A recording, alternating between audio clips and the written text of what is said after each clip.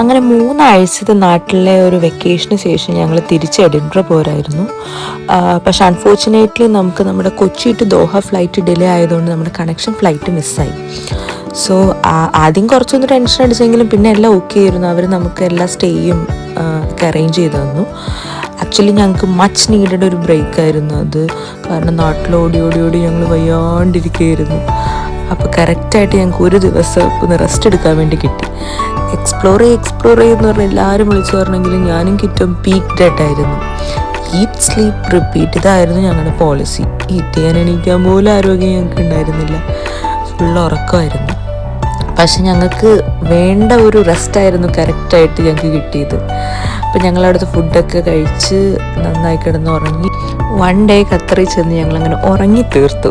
Finally പിറ്റേ ദിവസം നമുക്ക് സെയിം ഫ്ലൈറ്റ് തന്നെ കിട്ടി എഡിൻബ്ര വരാനായിട്ട്. ഞങ്ങൾ സേഫ്ലി എഡിൻബ്ര ലാൻഡ് ചെയ്തു.